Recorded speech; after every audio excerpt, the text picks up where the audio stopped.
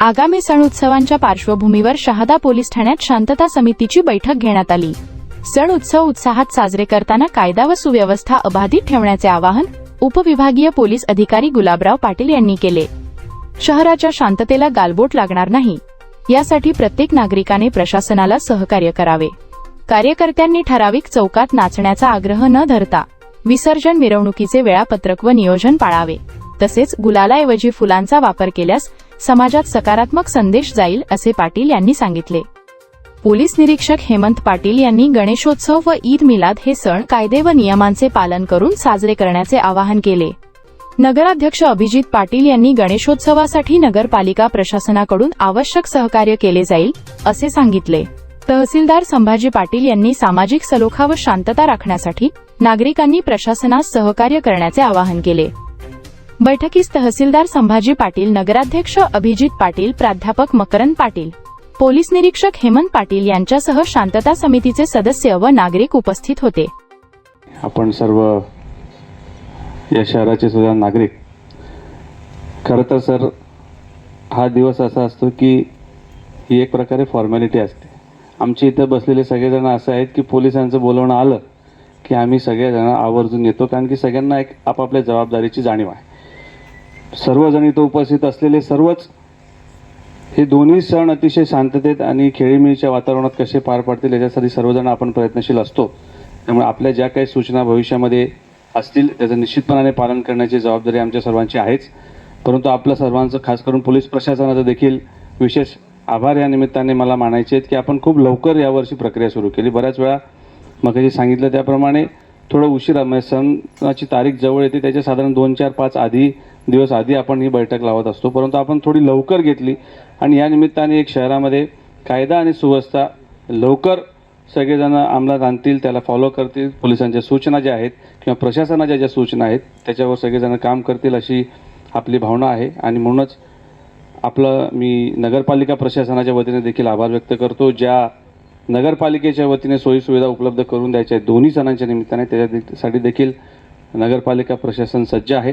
आपल्याला सर्वांना आणि सर्व पोलीस प्रशासनाला या निमित्ताने एवढंच आश्वस्त करेन की दोन्ही सण शांततेत पार पडतील। सर्वांनीच सर्व गोष्टी सांगितलेल्या आहेत। सर्व अतिशय जबाबदार लोक या शहरामध्ये आहेत। शांतता प्रस्थापित राहील याच्यासाठीच सर्वजण प्रयत्न करत असतात, परंतु एवढ्या मोठ्या सणामध्ये कोणीतरी उत्साही कार्यकर्ते असतात, त्यांच्याकडनं काही अनावधानाने चुका होतात। त्यांना आम्ही पांघरून घाल असं म्हणणार नाही, परंतु जसं मकरंदबाईंनी सांगितलं त्याप्रमाणे थोडंफार वयाच्या हिशोबाने काही लोक जी चुका करतील, आम्ही प्रयत्नशील असतो। सगळेजण शांततेत पार पाडण्यासाठी सगळे प्रयत्न करतात, तर तो आमचा थोडाफार त्रास आम्ही जेव्हा तुम्हाला देऊ त्याला आम्ही समजून घ्यावं ही देखील आमच्या सर्वांच्या वतीने आपल्याला विनंती करतो। आणि प्रत्येक वेळेस त्याच गोष्टी असतात, तेच सांगतात शांतता राहील, शांतता खरंच राहते। फक्त एकच की आपण जे सांगितलं की जी मिरवणूक निघते, जेवायला जातात लोक, पोरं जातात जेवायला, पण तिथं मिरवणूक थांबत नाही, मिरवणूक पुढं सुरू राहते। आणि मशिदीनंतर काही असे उत्साही कार्यकर्ते असतात की ते प्रत्येक मंडळात नाचतात, त्यामुळे ते मशीद पास झाल्यानंतर ते काही कार्यकर्ते परत मागच्या गणपतीत येतात, त्यामुळे असं वाटतं की तो गणपती सोडून दिला, पण त्या गणपतीचे मूळ कार्यकर्ते असतात किंवा ती टीम असते तो गणपती शेवटपर्यंत घेऊन जातात, त्यामुळे तसा काही प्रकार होत नाही। आणि दोन्ही सण आनंदाने आणि उत्साहात साजरे होत आले आहेत, त्यात दोन्ही समाजांचे नक्कीच योगदान असतं। कुठेही कोणी त्या बाबतीत करत नाही आणि कोणी मध्ये कुठल्याही समाजाच्याने कोणी केलं काही गैरकृत्य तर तो समाज त्याला तिथंच समजूत घालतो आणि आपल्यापर्यंत ते आले तर आम्ही आपल्यापर्यंत येतो सोडून द्या सांगायला, पण समजूत घातल्यानंतर म्हणजे त्या गोष्टी होणारच आहेत की गणपतीमध्ये कोणी दारू पिऊन घेतली, काही भानगड झाली, मग आपलं कोणीतरी उचलून आणतं, मग आम्ही तुम्हाला फोन करतो, तेही सहकार्य आपण करत राहा।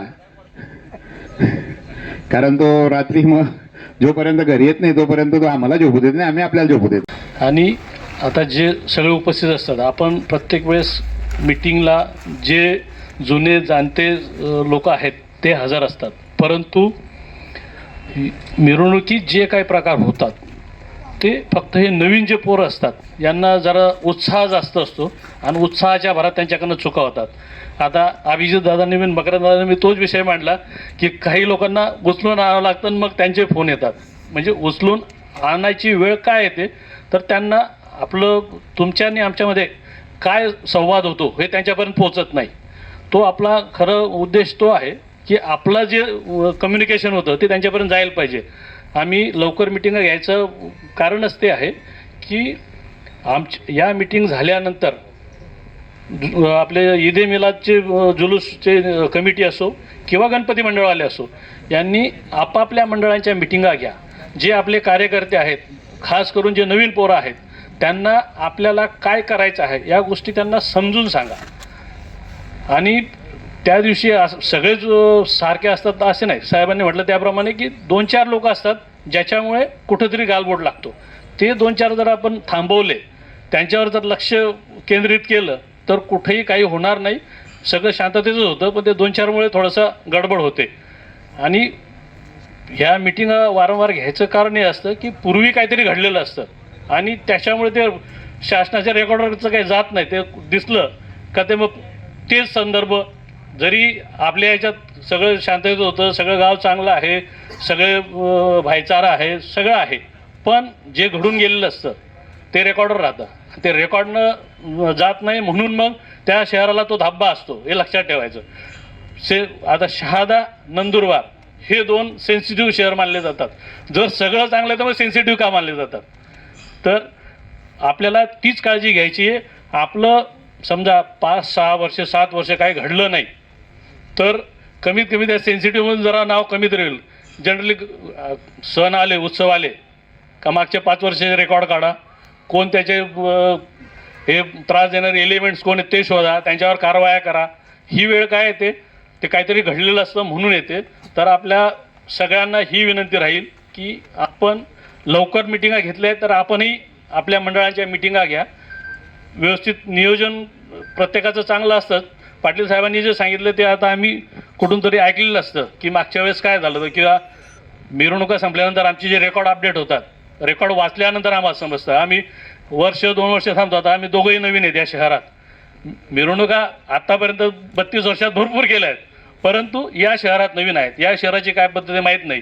जसं आपल्याकडे आता जनता चौक, मला वाटतं मस्जिद जनता चौकात आहे का, थांबण्यासाठी तिथं मंडळ रेंगाळतात असं मी ऐकलंय. नाही हा म्हणजे कुठला तरी एक एरिया असो तिथं. आता अक्कलकुव्याचा मी अनुभव सांगतो. अक्कलकुव्याचं पण असंच आहे, मंडळ सगळे लाईनीला लागतात आणि जेव्हा मिटिंग घेतली जाते तेव्हा मंडळ काय सांगतात, त्यांची तक्रार काय असते, साहेब पहिल्या मंडळाला जास्त वेळ मिळतो नाचायला, आम्हाला वेळ मिळत नाही. अरे मग तुम्हाला वेळ मिळत नाही, तुम्ही 4-5ला मिरवणूक चालू करणार असेल 3ला चालू करा. आमचा बंदोबस्त दिवसभर असतो. त्यांचं तसं ते नाही म्हणणं, आम्हाला या अमुक चौकात नाचायला मिळत नाही. म्हणजे हा जो आग्रह असतो याच्यामागे काय आपल्याला आपण काय साध्य करतो. जर आपल्या शहरात एवढा चांगला एकोपा आहे, एवढं चांगलं वातावरण आहे, तर मग आपण एकमेकांचा उन्नत करण्यासाठी आपण त्या ठिकाणी आग्रह धरतो का? तर ते होऊ नये. सगळ्यांना विनंती राहील की आपल्याला एन्जॉय करायचं आहे, पूर्ण एरिया एन्जॉय करा.